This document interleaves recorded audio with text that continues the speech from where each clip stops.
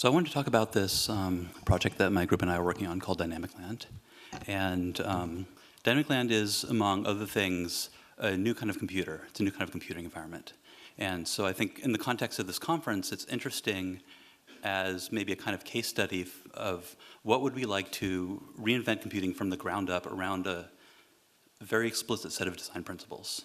And in particular, kind of a set of design principles that aren't really available to most designers that are kind of working within status quo technology. And so Dynamicland is a computer. It's also a place. We have a building. You can walk up to it and ring the doorbell and come in.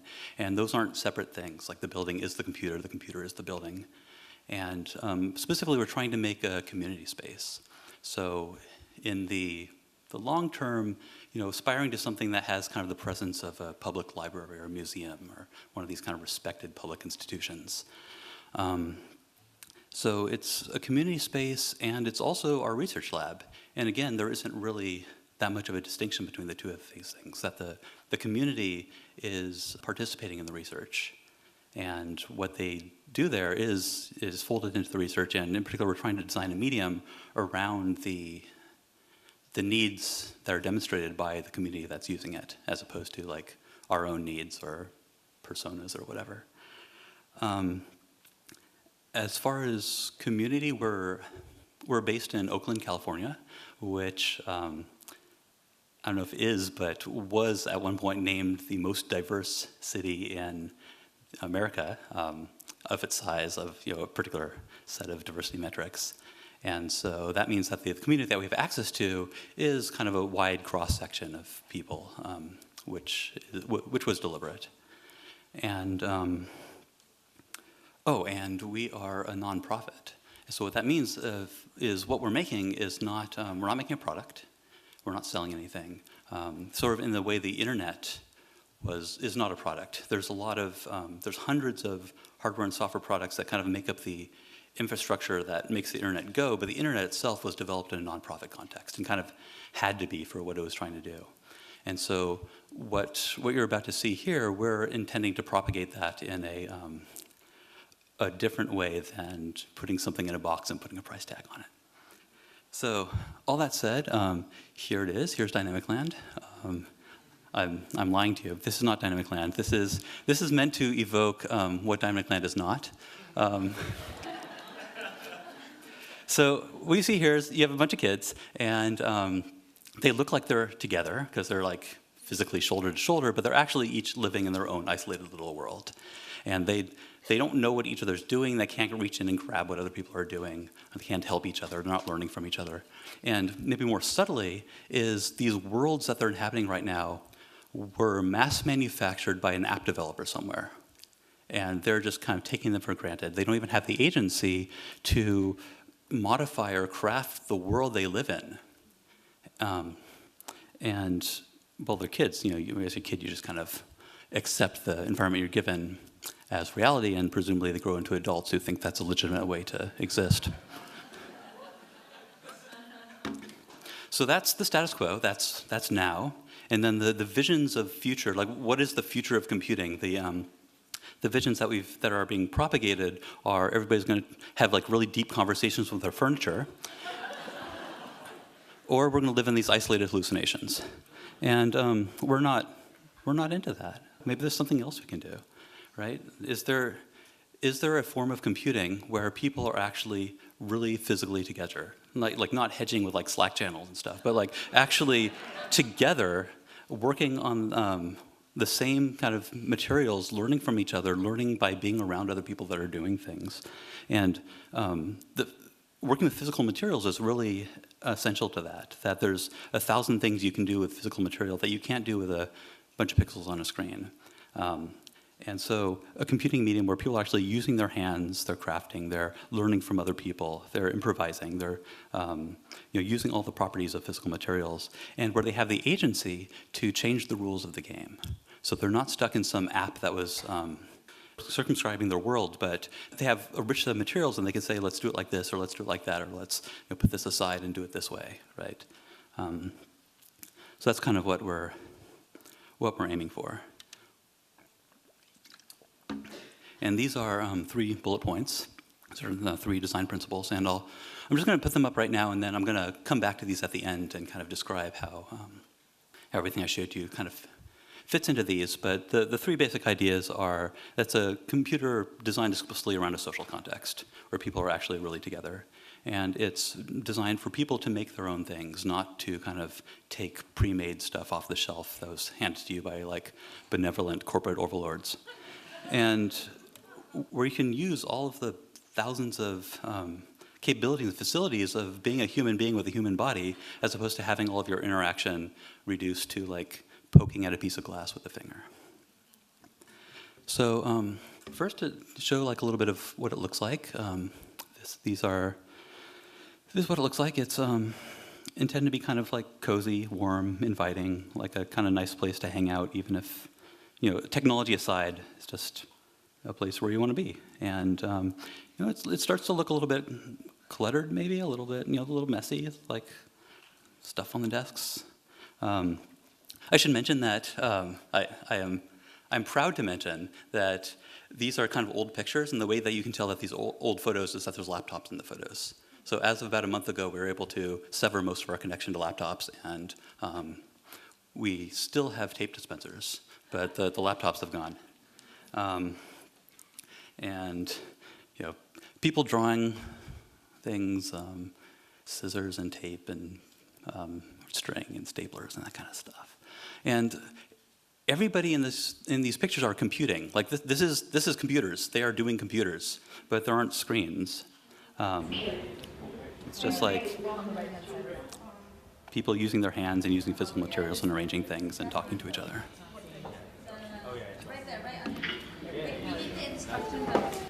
And some of these are not, like these aren't staged shots. These are actually just like somebody's doing something interesting, so you pull out the camera, so we don't always have the best footage.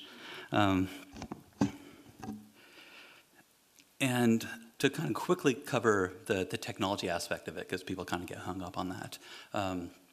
The way that this is working is basically we have these pieces of paper, and some of the pieces of paper have some writing on it, and that writing is like instructions for, hey, piece of paper, here's what you're supposed to do.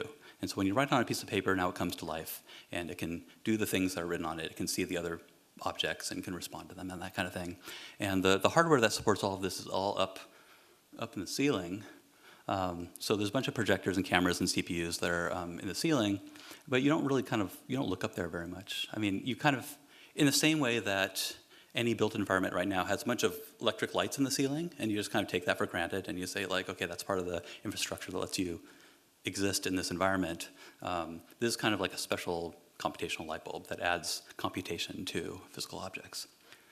And also, I'm looking up this bus. The human vocal. And it will redraw flower. Also. And so one of the kind of like very simple things that we use to show how this works is there's a page here called dot circles. And then there's the page above it that says count dots below, and that says flower from dots. And what's happening here, there's a little bit of writing on this paper. Basically, it's like 3 lines of code that says, hey, page, when you see a dot on yourself, draw a circle around it. And that's all it's doing. And then this page has a couple lines on it that says, when there's a page below you, and it has dots on it, then draw the number of dots. So you can see that there's this kind of spatial relationship where objects can talk about objects that are around them, and that becomes super important. And in particular, just a side effect of this saying, hey, I want to know about what's below me, ends up drawing this green line, which we'd call the whisker.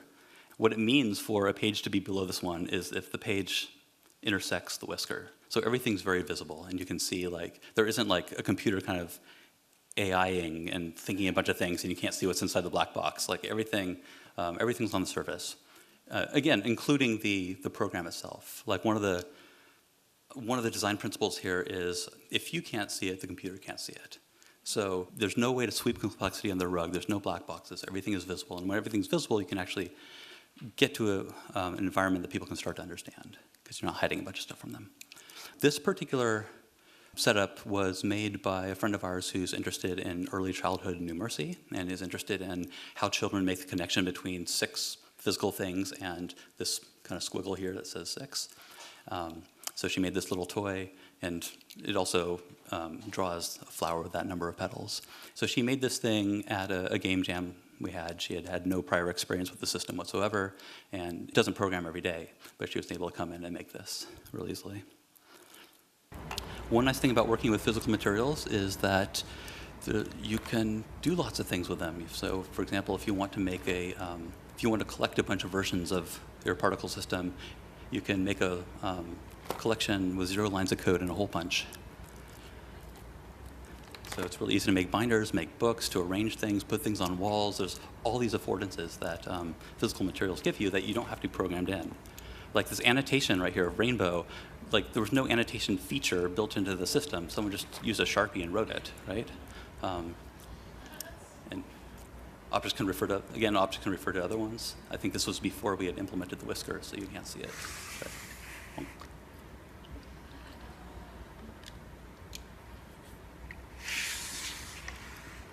and one of the great joys of working in this environment, which I'll get to more in a bit, is so much of what you're doing is affecting other things. So it's not like I have my own screen, I'm making cool stuff in my screen, but you have to come over to my screen to see it. It's more like I'm making something that affects what's in front of you, and you're making things that affect what's in front of me, or we affect the entire space. And like at the game jam I mentioned, there was this just incredible experience of having a dozen people sitting around the same table that was just covered in paper, and everyone was making stuff that affected everyone else's stuff. So somebody would make something that made like fireworks come out of all the pages, and someone else made like all the pages like scream or whatever, and people would go around and grab other people's stuff and incorporate it into their thing, and it became completely communal in the sense that nobody owned anything and no one even remembered who made what. It was just like a big pot of stuff made by everybody. Very different than GitHub. This is one of a number of tutorial books we have, which I'll just kind of go into quickly to give a flavor of what programming is like. So here's the mouse, and this is code. This is source code that is run by a computer, and it says, when the fox is out, wish that you're labeled squeak, and wish that you're outlined red. And then here comes the fox, and the mouse says squeak, and the line of code there is claim the fox is out. And so what's happening here is this piece of paper is basically saying, here's something I believe to be true about the world. I believe that the fox is out. And then over here, this says when the fox is out. That's basically saying, when somebody is claiming that such and such is true about the world, I want this to be true. So in this case, it's saying, when the fox is out, wish that you're labeled squeak. And then there's something else over on the wall that says, oh, when someone wishes they were labeled blah, here's how I'd like draw that text. And there's another page to this book, but and this one has to do with leprechauns. I won't go into that, but that's kind of the basic glue that holds this whole thing together, that you have objects that are just kind of noticing things about the world and saying that they're true, and then other things say, oh, when that thinks that's true, I'm going to do this.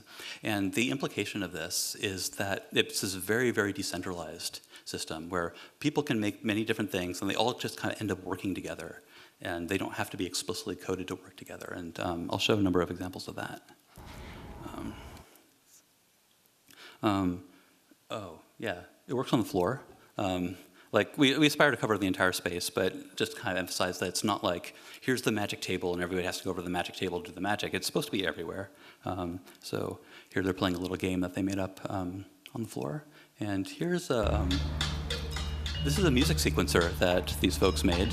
And they're just like, chilling on the rug, making some beats. Those are little, like little plastic tokens that are representing the different sounds. This, I kind of always need to keep pointing this out. Like this right here, like this and what's written on there are the program. So it's not like this is a UI that's like a front end to some giant Xcode project. Like that is it. And if you want it to be different, then you change that. Or if you want things to work in different ways, you bring your own page over, or you edit that.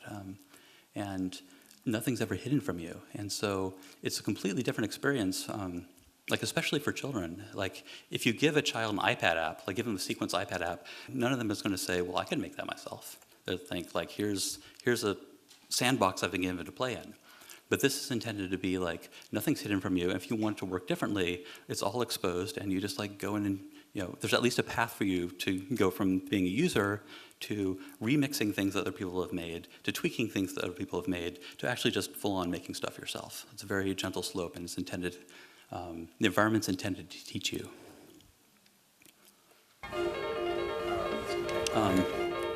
This is a different music toy that some people made.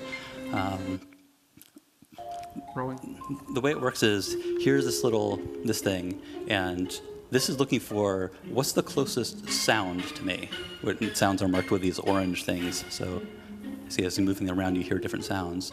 And what's my closest scale, what's my closest tempo? So as you kind of move these around, you get different tempos, different scales, and this is a pitch shift. And so it's one thing it's an example of is this kind of like spatial arrangement where you can have objects that like look for the closest object that's relevant to them, and that allows you to do things like you can design this kind of musical environment with these different sounds and scales laid out, and as you move this around, it starts doing different things as you move it around. And again, this literally is all the code. There is this is it. And when the people that made this, at some point, they covered the table in these different cards of different sounds and scales, and then they taped this to the top of an RC car and drove the car around the table, this kind of musical landscape, which was nuts. But I guess one reason I'm showing you this is, so here these scales, actually it's a little bit hard to see, but there's like a piano keyboard on them, which are showing basically the notes in the scale. That came later. So some people made this, and then someone else made something that's like, oh, I want to see what these scales are, and made a separate card, which is like down here, which says draw the piano on the cards that show the scales so we can see the scales. There's no coordination. They didn't have to modify this. They just added another thing, which then superimposed this behavior. Separately, somebody made this dial. This was actually two people, I think. One person made the card that just kind of knows which way it's pointing, and then someone else thought of putting on this Lazy Susan to turn it into a kind of dial. And then someone else thought, wouldn't it be cool to bring the dial into the music toy? And so made this thing, and this thing says, basically says, this dial, when something is a dial, it's also a scale. It plays a certain scale depending on where it's turned. And so just by bringing this out, this dial and this music thing, which are made by completely different people at completely different times, are now part of the same thing, and you have this kind of this rotary musical instrument.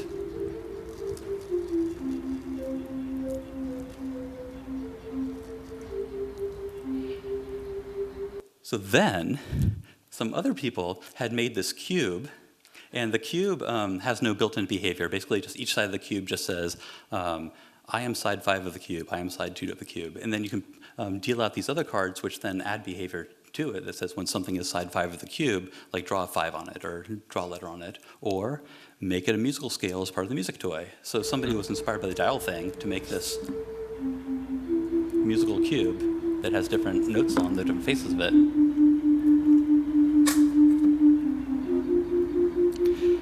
And then someone saw the musical dial and decided to put a fan on it. So you get this generative music toy.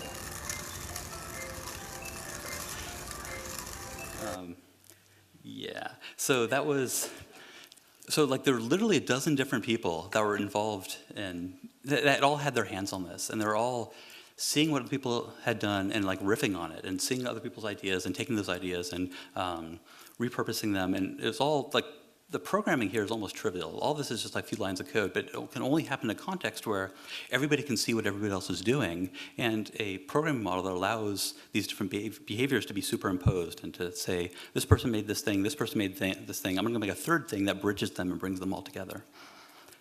And then here, so Wei Wei here had, she was into cubes. She made that first cube, and then she made this cube that unfolds into an unfolded cube. Which then, when you bring the music thing over, and each one of these plays a different scale, and because the music thing's looking for the closest one, as you kind of wave this thing around, you get different different musics. I hit record on this a little bit too late. She was getting bored of this just as I started recording.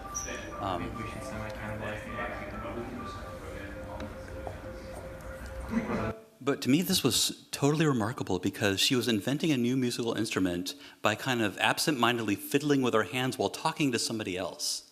And like a medium that allows you to do that, like something I'm really interested in is intuition. I'm really interested in the way that a material allows people to accomplish goals or figure things out without conscious thought. By just like maneuvering with their hand, the material leads them to interesting places. And here's someone, finding this new kind of wavy musical instrument just by absent-mindedly messing around with her hands. And she probably doesn't even remember that she did this because like she was just kind of absent-mindedly doing it. Yeah, using physical materials is neat. Here's a kind of wind tunnel simulation that someone made. One of our potential sponsors was into cars, so we just kind of whipped this up before they arrived. But again, like being able to solve problems with your hands, being able to kind of work your way through a problem space by maneuvering with your hands is really interesting and requires a medium that is actually paying attention to where physical things are. Here's a kind of kaleidoscope tool that was made by someone who was inspired by John Conway's book, The Symmetry of Things. So it is projecting that little triangle to its right, and then whatever you draw on the triangle gets mirrored around according to a certain symmetry pattern. And again, this program doesn't know anything about pens or paper or anything. It just knows like whatever's inside that triangle I'm going to mirror. And so that means that you can stick your hand in there, you can use pipe cleaners, you can use, you do anything at all.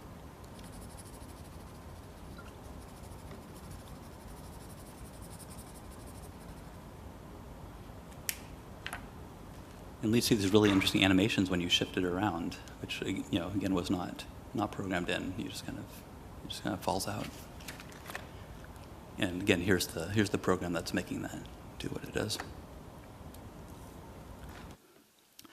One kind of interesting direction is if you design a computing system around moving things around with your hands, can the things move themselves around?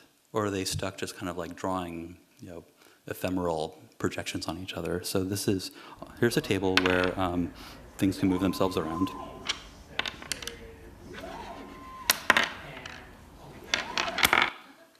And this is still pretty early, but we're interested in kind of areas of the space like this table that have additional capabilities. So objects can wish to be there or there, and they can just like fulfill that themselves. And there's I won't show this, but there's a three-dimensional analog that we're trying to move towards that has objects suspended in space. And so you can get a lot of the purported benefits of VR without actually going into the VR zone, but just having like stuff that moves around. Here's showing data on a timeline. This is showing when the different Carnegie libraries opened up in the United States. So we have data. Data is contained inside this little card, and then this is a little timeline that we're controlling using the popsicle stick. And then this thing is like a thing that says like, look for the data that's above me, and then do I have a map nearby and a timeline nearby? And I'm going to show that data on the map using the time on the timeline. So this kind of little collection of objects, and you could put a different map there, and it would like show things on that map instead. Or you could have a timeline with different ranges, or you could have something that isn't a linear timeline, but maybe you could use the dial. That's fine too. So this is, I guess, taking that a little bit further. This is kind of a Gapminder clone. If you're familiar with Hans Rosling's work, this is showing like different socioeconomic indicators of different countries over time. And so you can look at like life expectancy versus GDP for different countries over the last 200 years. It does. In this case, I think there's Then it goes through and it finds out what the minimum and maximum value are, and then it makes claims saying card has. You take China. So one thing that's really remarkable about this particular thing is that we keep trying to demo it to people. And people, like, they tune out the technology and they start having conversations about what's actually being shown with the data. And they'll notice, you'll just kind of go through it and they'll notice, hey, there's like this big jump in life expectancy in China in like the mid-50s. What's going on there? What does it correlate with? Can we look at other countries and see what's going on? They start talking about like what actually happened in history, which is maybe a little disappointing if you want to be giving a demo and talking about how cool our platform is. But it's this is actually kind of what this is all about. Is like, can you provide an environment where people can have a conversation that's driven by data and evidence instead of people like shouting sound bites at each other? And it needs to be of this form. It needs to be a bunch of people sitting around a table, being able to, anyone can just like reach in with their hands and say like, look at this data set, look at that data set, go to this point in time, point at things. What else would they each be looking at their phones, right? Would they be like wearing goggles? Like, no, it has to be, you have to embed the computation in the physical world if you want people to be having data-driven conversations.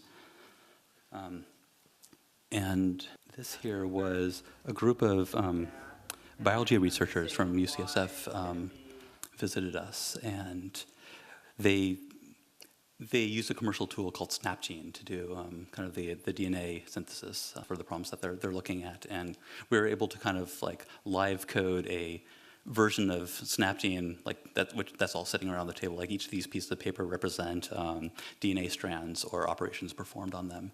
And it was all done in this very communal way of everybody kind of sitting around and shouting and like saying, no, that's not how DNA works. It works like this, you go like that, and everybody can see what everything's doing. And I like this picture because like Toby here is at the keyboard, he's typing in code, but he's like, there's one port that's kind of geometric, and so he pulls out a pen and starts drawing a diagram like literally right on top of the code. Well, You're rolling. Great. So Josh is going to show us some programming. When you take any page that has code on it and you bring it up onto this whisker, it loads the code here so you can edit it. Another thing that you can do is you can make entirely new pages.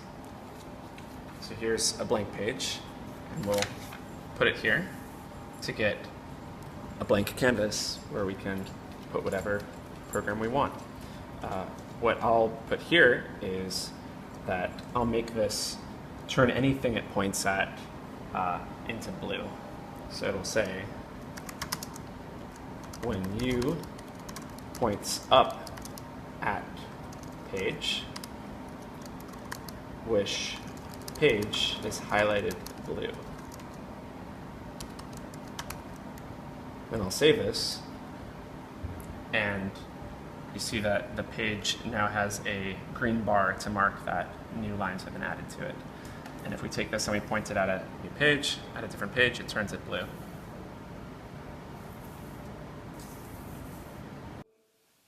That's how we currently do it. I think one important caveat is that we're using textual programming right now because we have to start somewhere. But something interesting happens when you move from thinking of a program as a text file in GitHub and you start thinking of a program as a physical object. Currently, a program is a physical object that has text written on it, but it doesn't have to. A program be anything that's seen by the sensors, anything seen by the camera. So it really opens the door to program via drawing diagrams or to be arranging objects or all these different non-linguistic forms of programming. Anything you can make an interpreter for can be a program. So that's kind of this line of research, which is we're hoping the community will kind of push that farther. And we've done some experiments of non-linguistic programming, which is certainly, it works a lot better for geometric problems, which are what we run to a lot, and it works a lot better for people who don't have a programming background and shouldn't have a programming background.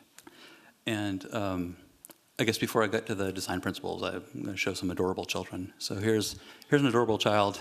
Here's another adorable child. Whoa, that's crazy.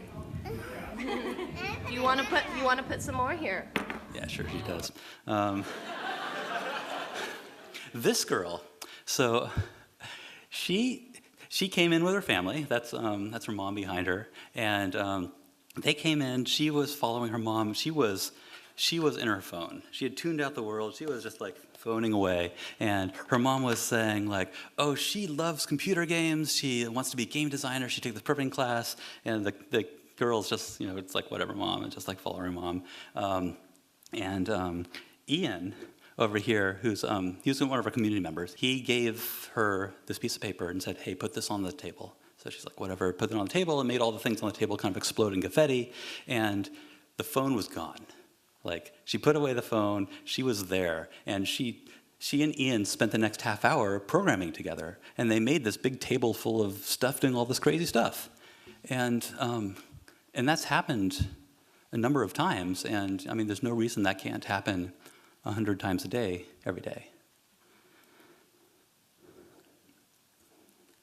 So I want to return to some of those design principles that I was talking about that underlie what we're trying to do here.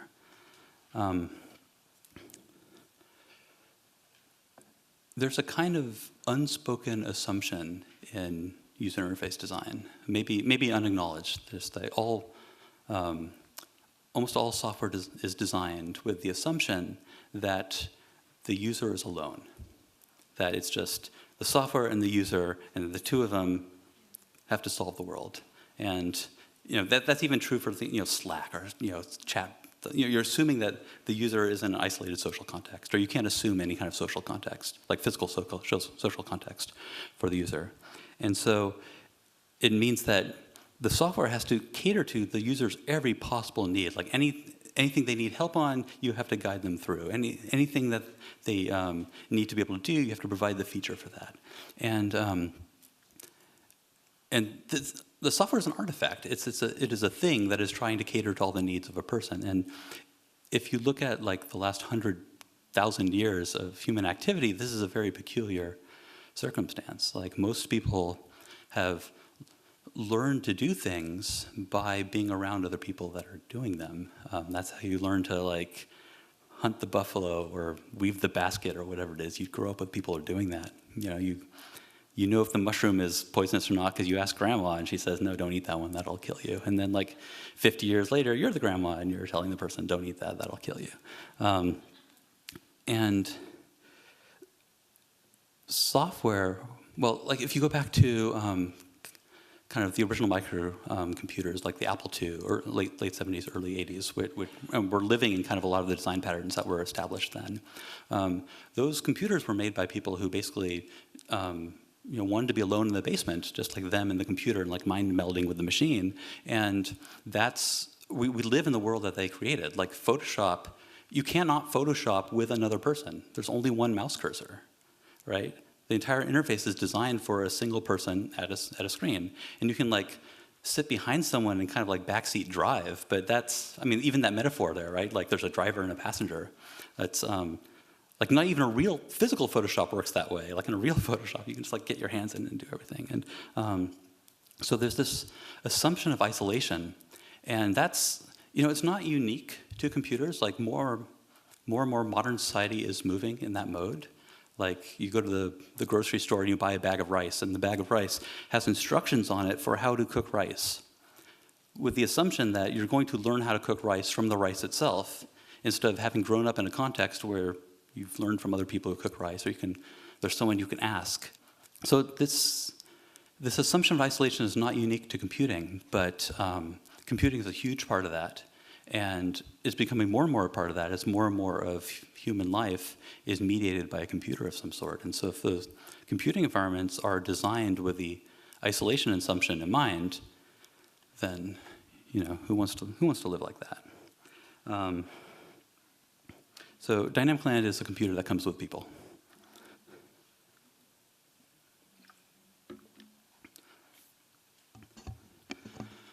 Going back to those early microcomputers like the Apple II, it used to be that you bought a computer because you were going to program it, right? In the same way that if you buy a paint set because you're going to paint, right? Or you buy a piano because you're going to make music. You buy a computer because you're going to make programs. That's kind of what you did with that instrument. And you flip on an Apple II and you're at a programming prompt, and you can start typing 10 print Bret is cool, go to 10, and things like that. That's what you did, right? But there's a peculiar property of the computer, which was that, so these computers came with storage media. They came with originally cassette hookups and then floppy disks. And so you could like write your little program and save it to a floppy disk, but that also opened the door to somebody else making a floppy disk and then selling it to you. And you could put this thing in your computer and suddenly you're running a program that you didn't make, but that you bought. And that's, again, kind of a peculiar thing. Like buying a paint set doesn't really open the door to like enjoying somebody else's art. They're very different things. Buying a piano doesn't help you play MP3s, right? These are, in most circumstances, very different things. But in the computer, there's this kind of pun. And that led directly to a consumer software industry. And that was kind of a new thing. There have been commercial software for many decades for like banks and institutions in the military, but this was the first time that software is being sold to the mass market. And so it led to consumer software industry, it led to a class of professional programmers, which led to the assumption that programming was a profession, that learning to program was vocational training, and what you did with your programming skill was you made things to sell. And so if you look at the like modern programming tools like Xcode and Visual Studio are much more polished than what we had on the Apple II, but they're all built with the assumption that you're making things to sell to other people rather than making things for your own needs. And again, this is just really weird. Like even if you buy the most high-end polished piano, they're not going to assume that you're doing it because you're recording music to sell. They just think you want to play a nice piano, right?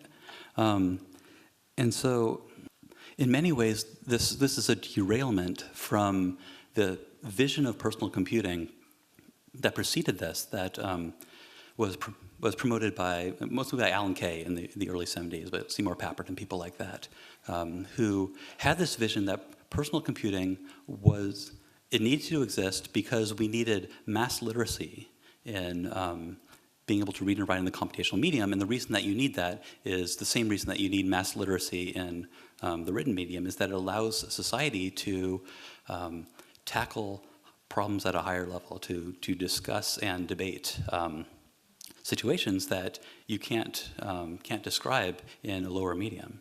And so in the case of computation, the only way to address systemic problems is to work with systems, to understand systems, to model and simulate and explore systems. And Alan saw the computer as a sublime medium for simulating systems, to get at the heart of systems. Like you can't talk to a system. You can't put a manifesto in front of the climate and say, climate, you should behave like this. Like, you have to, there's a different level of discourse that's required to grapple with systems. And so that was why he was working towards personal computing, because that was something that we needed as a society. But instead, we kind of diverted towards a scribal model, which was actually how literacy was in many societies till fairly recently, which was most people are illiterate. If you need to write a letter, you go to the scribe and dictate it to them, and they would like write it down and send it to somebody else. And that's still an oral culture. A culture like that can't grapple with the issues that you need literacy for. And likewise, our culture with our computational scribes can't grapple with systemic problems because we don't have the medium to talk about it. So I want to say all that because like the agency, not apps, I think everyone here understands that, but there's kind of a simpler reading of that, which is like everyone should be creative and we need like more creating and less consuming. And that's true, but there's also something much deeper. So when everybody becomes fluent and literate in a medium, then society is able to operate at a much higher level and to deal with the systemic problems of society that you can't when you're in a medium that can't capture that. And finally, I guess if you're a dancer or you know someone who's a dancer, then you're kind of aware of all of the degrees of freedom of the human body, that there's just so many things you can do by being a person in the real world. And that's, I think, I've had so many people say that like giving talks about Dynamicland is futile because nobody can understand it from a talk. You kind of have to be there and experience it. And a big part of that experience is just feeling what it's like to hand things to another person, right? or to like spread out, or to see something that someone else made and grab it, or to put something on the wall, or to, even things that we consider to be like inconveniences, like sometimes you lose things, you don't know where you put it, and so you have to like wander through the space looking, where did I put the thing that did the thing? But by doing that, you expose yourself to what everybody else is doing, and you see like, that's kind of, that moment of wandering through the space looking for a lost thing is your moment of coming in contact with everybody else's thing. And that doesn't happen if you have like Spotlight or Google and you just like look up the answer and you never leave your little rectangle. So it's intended to be, it's this much richer experience than kind of funneling everything through a single finger. And I think it's not just it's not just interface. It's not just a form of interaction that you leverage. It's actually just a different experience of being a person. And if people are spending basically their entire lives at a computer, like almost every hour of almost every day, it should be something that actually lets them to be full people instead of just being a finger poking at glass. The last thing that I want to show is this is a photo from a couple years ago. This is our old space. None of the stuff I showed you existed at this point, but we had an earlier iteration of the system. And in this photo, you can see like there's a number of kind of dynamic media stuff that's around. There's like a magic library back there where you can like, books come alive and stuff. And then there's like a poster here which does magic things. And these guys are playing a game called Laser Socks. And then this here is the called Big Board. This is the implementation of the system itself, as a big kind of living poster. So, and you can see that there's people engaging with all of these exhibits or artifacts, but there's also people that are just like talking, right? They're like hanging out and they're eating food and they're drinking, and there's no barrier between all this stuff. Like everyone can see what everyone else is doing, and you can move from eating to like interacting with a computational object. And like there's 200 people in here. Like how else could this possibly work? Would we give them goggles as they came in? Would everybody like be like looking at their phones? Like the only way to have a humane computing medium is by embedding the computation into the physical world that we all live in. And so that's what we're trying to do at Dynamicland. Thank you.